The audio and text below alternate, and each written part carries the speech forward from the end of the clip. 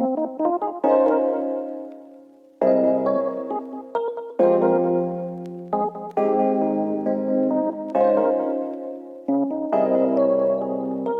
everyone, thank you all for joining me on my new channel, To Tell It Like It Is, where I talk about book and movie reviews that I've written on my blog that I feel need to be more in depth, as well as different topics like relationships and real life situations that can affect your mental health and everyday life.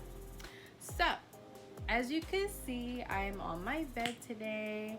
I'm a little tired from just going out yesterday with my mom, so I thought I would get comfortable just like you guys. As promised, today we'll be talking about the do's and don'ts about relationships so that you know what is best for a successful relationship.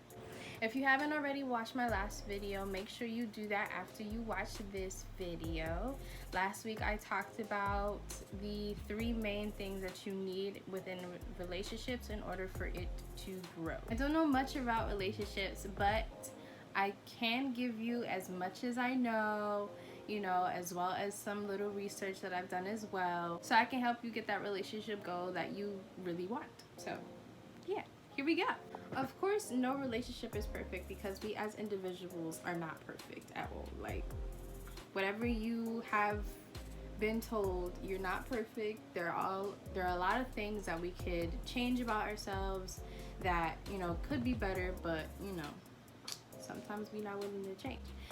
There will be ups and downs within your relationships, challenging moments, and even moments where you want to hold each other until you fall asleep, or even in this day and age, FaceTime call until you go to sleep, you close your eyes. How you are willing to handle those situations is what helps the relationship become successful.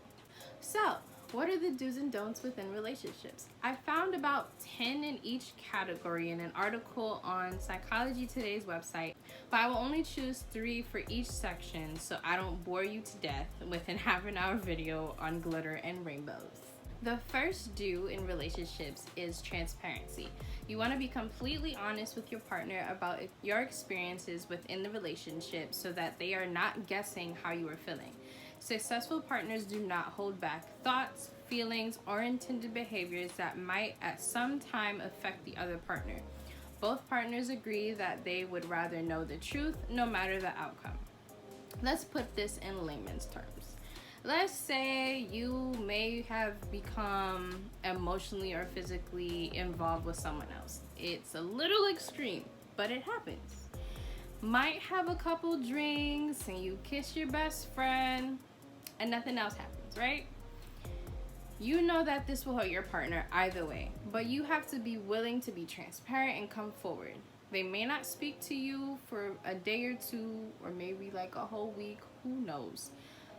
But at least you were honest. The second do in relationships is communication. There are 2 crucial aspects to communication. The first is the verbal content of what partners are sharing. The second is the nonverbal way they present themselves and how those behaviors affect each of them in the moment.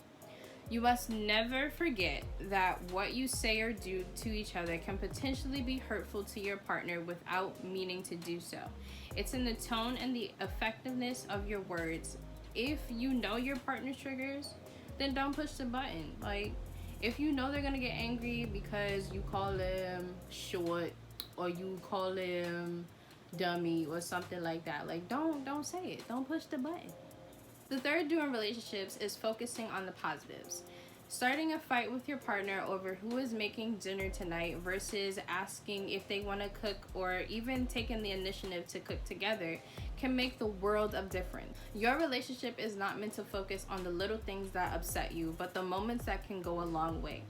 When successful partners feel like their relationship is being threatened in any way, they consciously and intentionally remind each other why they still want to be together and resolve those crises as rapidly as possible. Focus on what is more important, eating or fighting. I personally think having a meal is more important than fighting, but to each his own. Now, as far as the don'ts go, there are a lot of things that each partner can do to hurt each other in the time of anger or upset. This does not give either one of them any excuse for their actions, but it does, however, show both partners what they are doing wrong and take those steps to make amends. The first don't in relationships is withholding. Partners who treasure honesty, authenticity, and each other's resilience do not hold back on thoughts or feelings that can unexpectedly explode at some future time with unintended painful consequences. Let's go back to the example that I used earlier. When your partner is out having a couple drinks and they kiss your best friend, right? Cool. Instead of informing your partner of what happened, you decide, let's withhold that information. Let's not tell them, because if I tell them, then they're gonna be hurt by it and then they won't trust me no more. Right? Cool. Big mistake. When your partner asks you how tonight went, you say it was cool. We drank a little, we played little games, caught up. You know, nothing out of the ordinary. Your best friend call you while your partner's around and said, oh yeah, you know, that kiss was kind of crazy, let's not do that again, right? Then your partner looking at you like, the hell? Of course, an argument ensues that could have been avoided if you had just been honest. Withholding information only brings on lies and deceit that only makes the situation way worse than it would have been. The second don't in relationships is character assassinations. In relationships, conflicts are going to happen. However, there is a proper way to fight in relationships that does not involve hitting someone where it hurts the most, destroying their character. We all say things that we don't mean at the moment when we're angry. You know, it happens. We're not perfect, so you know, don't be upset with yourself if it happens. You know, you can always make amends and stuff like that. You have to be aware that sometimes the way you say or do things can ultimately hurt your partner's feelings, sometimes beyond repair. Saying stuff like, you always go for the gut, don't you? Let's face it, you're a butthole and always have been. You hate men, why don't you just admit it? You're a really insensitive lover. Doesn't really help the situation. I mean, all of that for what? It only makes the situation worse. Don't say it, man. Don't say it. The third don't in relationships is boundary violations. Boundary violations include any physical or emotional behavior that makes the other partner feel uncomfortable or threatened. The point is that if you or your partner is not respecting the boundaries of your relationship, then the relationship will eventually fade. Let me keep it real with y'all. If your man or your girl is hitting you or taking advantage of you in any way, don't sit there and take it. You are worth more than that, and you make sure that you get the help that you need, girl or guy, because abuse goes both ways.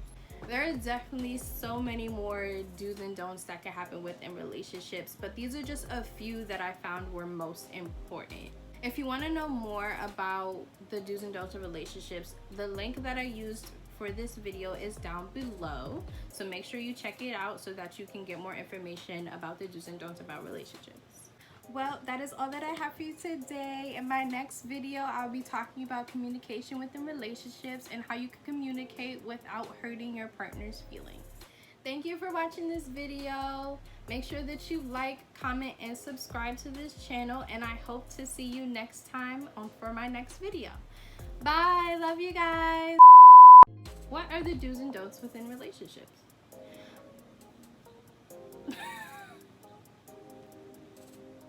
Excuse me.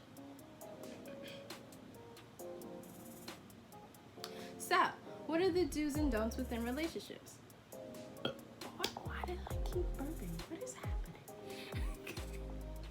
Honesty, authenticity. Oh, wow. Definitely so.